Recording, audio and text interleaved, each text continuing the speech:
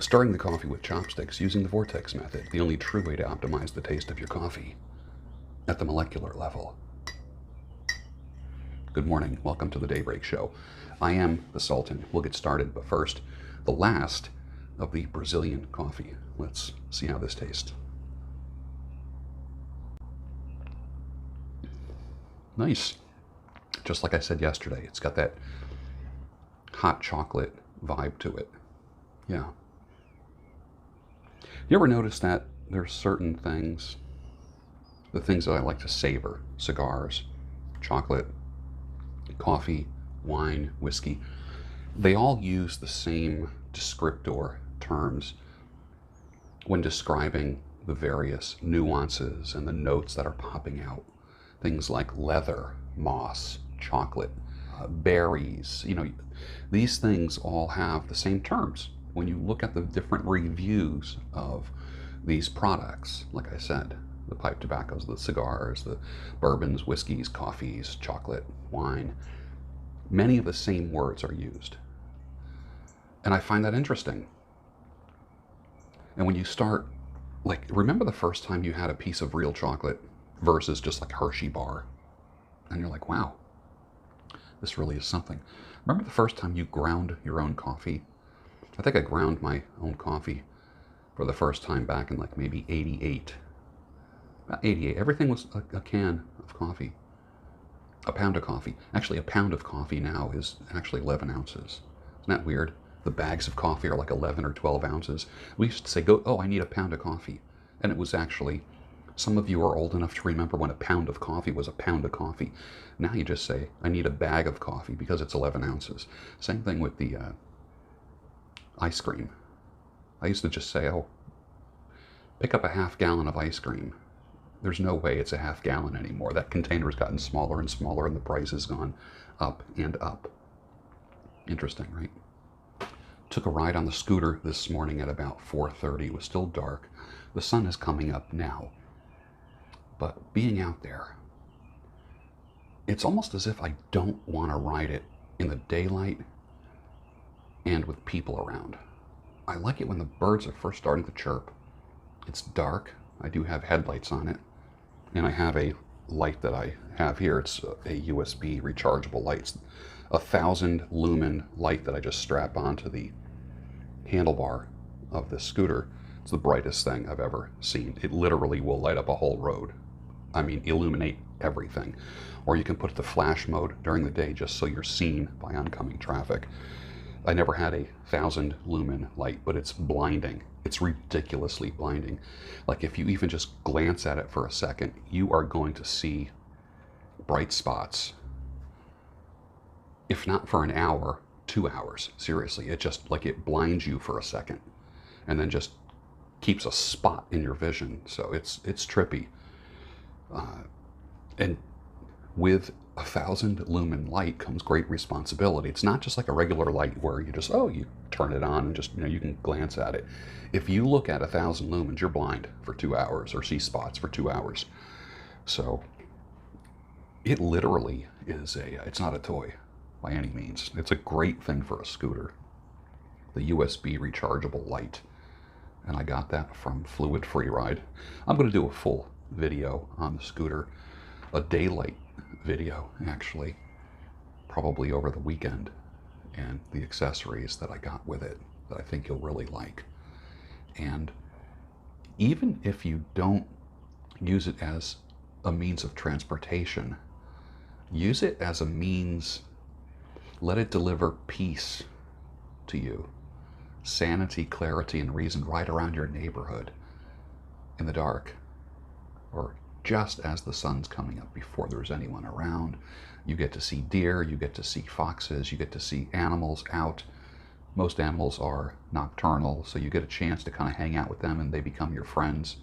And you drive by them on this very quiet machine and you say hello to them. They don't run from you. It's fascinating.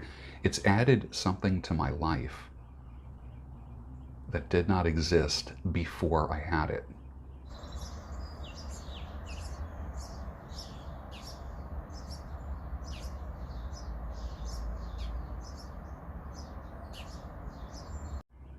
And I don't think that is the intended use, the intended purpose for this scooter. You watch the videos, and my take on it is this. I'm going to be kind of like the opposite of what all the YouTube scooter videos are. All the reviews, they're talking about speed and going uphill and the braking and all that. I get all that, and there's a million with the scooter that I have, which is called the Inokim Ox. If you look it up on YouTube, the Inokim Ox, there's a million videos, and they all, to me, they all come across as the same. No one talks about scooter zen. No one talks about the peace, clarity, and how it's a solitary hobby. Scooter riding, early morning scooter riding. What a trip. If you're one who enjoys solitude, or you want to learn how to do it, there's nothing like being on something that makes you fly, float on a road or a trail. And you say to yourself, man, I have no idea what that noise was. There's nothing that makes you fly and float on the road or trail like a scooter. It's not like a bike. It's not like a motorcycle. It's not a big clunky Segway. Although people who ride Segways are standing up straight with their knees locked. I ride my scooter in the same way that I would ride a skateboard. My knees are bent a little bit, although the shock absorber system on the scooter is insane. You feel no bumps at all. You literally feel like your feet are, you feel like you're hovering 8 inches above a road, and you can jump a curb. Like I said, this wasn't a toy. This thing is transportation. But my video is going to be about the zen of this thing. I mean, it is this scooter that I got. It's kind of like, how can I put it? It's the transportation version of Prozac. You can't be unhappy when you are riding a scooter. It can't happen. You're floating, you're flying. Your brain senses that you're moving. The accelerometer in your brain says you're moving faster than a walk or a run. And you're flying and floating, and you're a superhero, and you are a patrolman, and you are an observer, an eavesdropper on nature. Oh, I can't wait to do that video, because no one ever has talked about that perspective before. Many trees toppled over where I work. You know, when a big tree that's 50, 60, 80, 100 years old, huge, massive, massive trunk, when they topple over and that big root thing comes out of the ground, the root thing, I don't know, what do you call that, root cluster, you botanists or tree guys know what I'm talking about. I don't know, what is the technical term for that big root thing that comes out of the ground when a tree falls over in a storm? And it's at least 6 to 8 feet tall and wide, and you see all these roots being torn up, but they continue to go in all different directions. And there's this crater that's there. You just look at it and you're just in awe of what was going on underneath. There's just as much going on underneath as there is going on above the soil. Is that true that a tree goes down in the ground as much as it goes up into the air? So what you see above the ground literally is a picture of what's below the surface. Is that true? Some of you who have experience with that, please comment down below. I'd like to know, even though this big giant root mass comes up, that's just the part that's torn away from the rest of the tree. So I got a visual of these roots and how wide they are and how gnarly, what a complex system of roots there are with every single tree. People are saying, why are you so fascinated with that? Because it's not something that I get a chance to see. It opens up a whole new world to me. Take that with the knowledge of cemeteries. I like old cemeteries. There's a cemetery near me in Norristown that has a lot of Civil War soldiers buried in it. Very, very big 1800s cemetery along the river. And it's in horrible shape. I wish people took care of it. But it's historical. And there's huge trees in this cemetery. What's interesting is this, knowing how the roots go through everything, and they're huge and they're wide underground. Those roots are going through graves. Now when people get buried in cemeteries, there's a cement vault that's put into the grave, and then the casket is lowered into that cement vault, and then a cement top is put on top of that. In the 1800s, you were just in a wooden box and put in the ground. So all of those trees that you see in the cemetery, those roots are going through all the graves.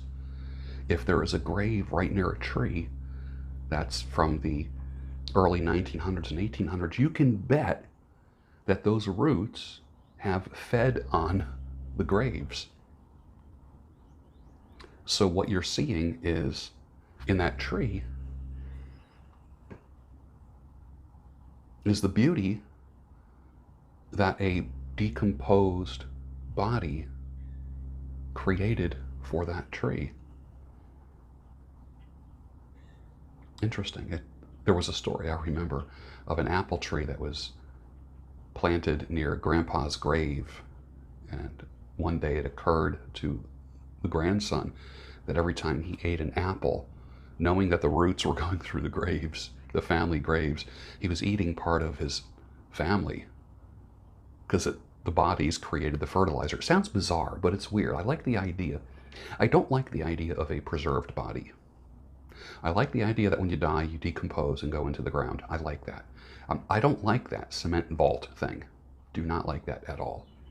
I like the idea of ashes to ashes, dust to dust. Because that's how you were created. God created man from the dust, from the dirt, and formed him. And I like the idea of going back to that. And I know there's a trend of, what do they call, like organic funerals or whatever they want to call that. I like that.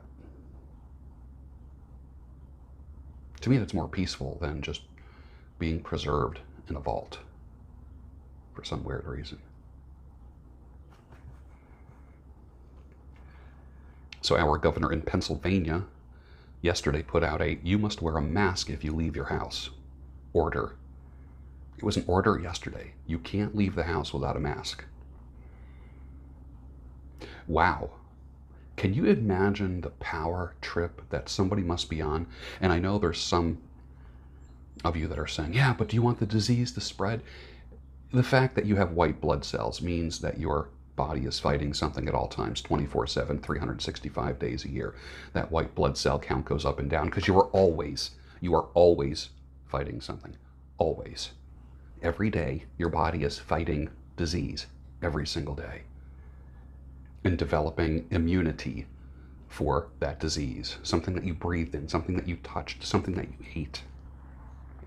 That's the beauty, the glorious beauty of our bodies, that we are, I don't want to get all biblical on you, but we are fearfully and wonderfully made. We aren't this random thing that just, we aren't a bug on this earth that gets diseases and dies. Change your thinking about who we are and why we're here and why we exist and how beautiful these bodies are. You're always fighting something, always. And these godless people making these decisions about masks, claiming science.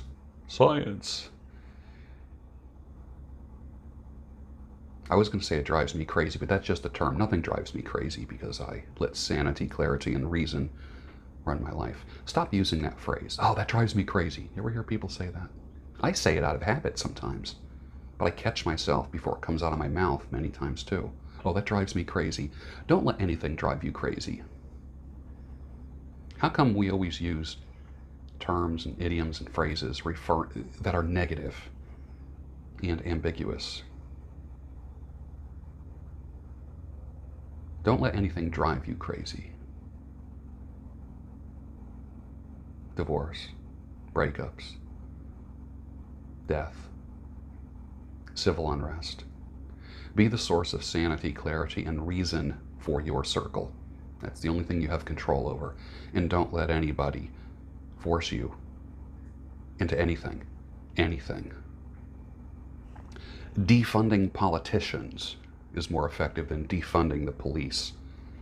Politicians are using you and they're just skating while police take the rap. You wouldn't feel the difference if most politicians disappeared. When the police disappear, you're going to feel it within one day. And I know some of you, like libertarian types, yeah, well, good, we don't need them anyways. And you don't need the bad guys. You don't need bad policemen. Just like you don't need a bad barber or a bad chef or a bad manager. But to categorize in it, just to put all police into the category of abusive or brutal is stupid. Just like it is saying that all women are like that, or all barbers are like that, or all whatever are like that. Use your head, man. Use your head. This groupthink is just it's not working, and it's dividing. And reject every single person that starts doing groupthink in your life because they're not sane. It's called collective behavior, which means that there is a group think, literally a group brain.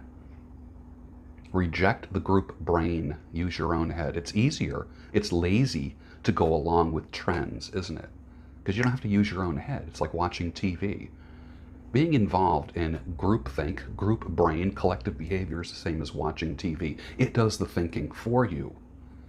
What an insult to your creator who made you to be different, independent.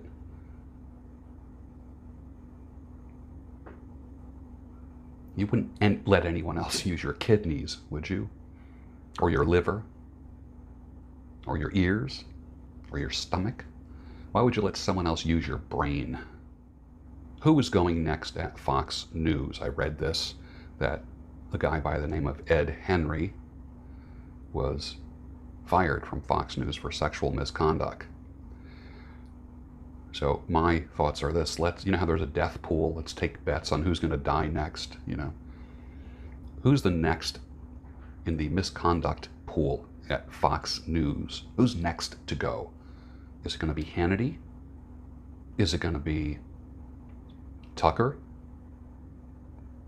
Both of those guys would land on their feet. They don't need Fox News. Fox News needs them.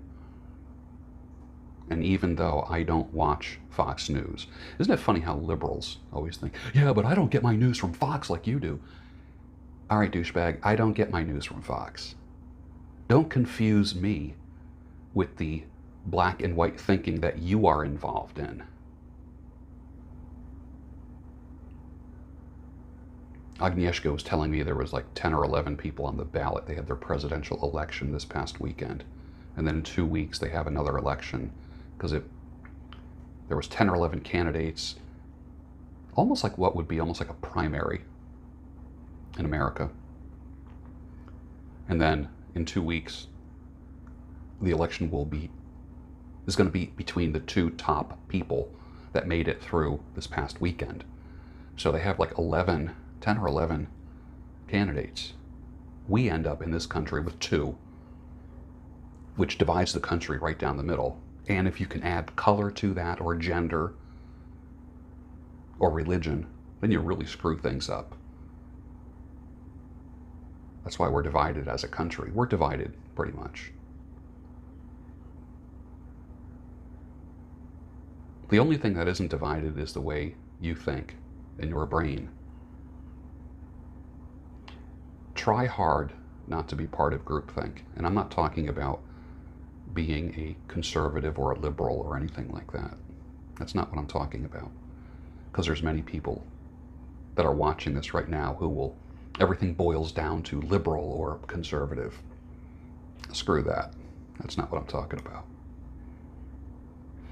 That's too elementary of a thinking style for me.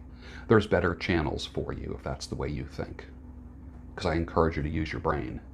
So if there's 5,000 people that are watching this in the next 24 hours, which there will be, I encourage all 5,000 of those people to use their brain, not to become part of a group, not to think like A, B, and C, but to think maybe X, Y, J, Z, M, Q.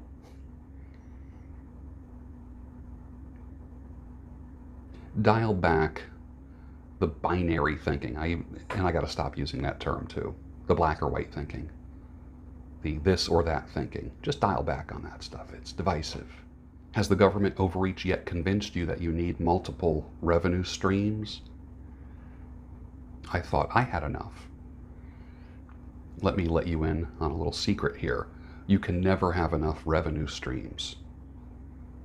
Your daddy and granddaddy had a job that they worked for many years. There's no such thing as a job anymore.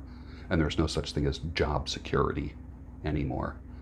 I have multiple streams of income, but I just found out yesterday that I can't do shaves or beard trims on anyone. I can't do anything that would require me to take a mask off a person. So in the hair industry, when I work in men's grooming, I have 3 sources of revenue: haircuts, straight razor shaves, and beard sculpting. I can't shave anyone. I can't touch their beard. I can only do haircuts. So 2/3 of my revenue, poof, gone. Can't do it. I legally can't do it.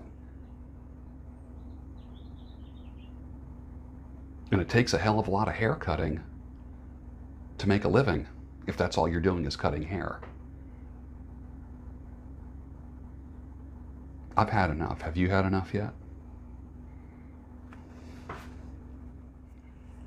Debbie Harry of the band Blondie from the 70s turned 75. Here's a picture of her at 49 years old back in 1994.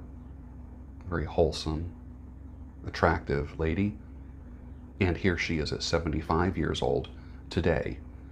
Some people look at the older picture and say, ugh, like you're kidding, right? No, I'm not kidding. I think she's beautiful. I think different people age differently. Not every 75-year-old woman can look beautiful. Not every 49-year-old woman can look beautiful. But beauty is in the eye of the beholder. What is pretty to one person might be very unattractive to another. But happy birthday, Debbie Harry of Blondie. Yesterday I had a conversation at work with a man who had killed his family many years ago. Interesting. It's going to sound so typical, but he seems like such a nice guy. Isn't that like the thing that neighbors say when they discover that one of their neighbors has like 10 bodies buried in the basement or something like that? He seemed like such a nice guy. And I find myself saying that yesterday. Scratching my head saying, so this guy killed his family. And I just had a good conversation with him that was clear and rational. How can that be? And I struggle with that. And so somebody asked me, well, what do you talk about with a guy like that? We talked about beer. We talked about old beers and the beers that this guy used to drink before he committed his crime and was given his sentence. We talked about Gibbon Ale and Meisterbrau, and those were blasts from the past. They were like really, I remember, very cheap beers. I don't even know if they exist anymore. Does anyone know if Gibbon and Meisterbrau even exist? But it was kind of like a little blast from the past. And this guy has been in prison. He was locked up before there was such a thing as microbrews and breweries popping up in all these towns. That's something that he never experienced, to go to a brew pub. So he's locked in time. I just find that interesting.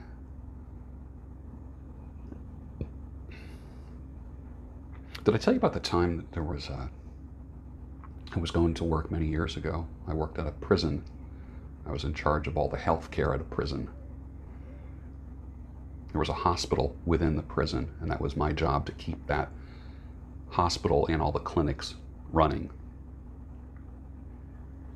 And I remember pulling up for work one morning, I think my hours at that time, this is 20 years ago, pulling up, parking. I had a briefcase in those days. Now I carry stuff like a little backpack that I just sling over my shoulder. I'm going to work, and there was one of the inmates, former inmates, who was released that morning in very generic civilian clothes, sitting on the front step of the prison. And I will never forget saying, "Bill, what's going on, man?" He says, "I just got released." Think about that. This guy was put into prison when he was 17 or 18 years old. And he did 37 years of the 50 years that I guess he got out after 37 years for good behavior or something like that. 37 years behind bars, sitting on the front step of the prison with a garbage bag filled with clothing. Listen to this, clothing and personal items that he had to take off and surrender 37 years ago. They give you your belongings when you leave. They just throw it in a trash bag. So he had a trash bag with his belongings in it, sitting on the front step. He says, "I just got released today." I said, "Wow, I had no idea that you were up for, the end of your term." Yeah. Now think about it. He went in when he was 17 or 18, did 37 years, so now he's got gray hair, he's calm, seemed like a nice guy. He was in for murder, but did his time. They felt he was going to be on some kind of probation for several years after. But how do you just throw your shit in a bag? The guards come, they throw your shit in a bag, and they say, "Okay, pack up your stuff. This is the day." And you quickly throw your stuff in a bag, and they walk you to the front door of the prison and call a cab for you. There was no Uber back in that day. They would call a cab. Your family is all dead or super old. How do you even start? It's not like you're going to go and get a job and they ask you, "What's your resume?" And you say, "I've been in prison for 37 years. That was just trippy to me. It was just very mind-blowing to think that he was just put out on the front step with a bag of his shit. How do you even begin with that? Blows my mind. I have no answer. There's no point to that story. It's just something that blows your mind if you think about it. What if the reason for marriage is not to make you happy, but to make you holy? What if the reason for marriage is a spiritual reason and not just a practical, biological thing? Consider that for a second. What if marriage is more spiritual than anything else in its purpose? Kind of changes everything, doesn't it, when you think about it that way? And with that, finish your coffee, and I'll see you tomorrow on the Daybreak Show, your home of sanity, clarity, and reason.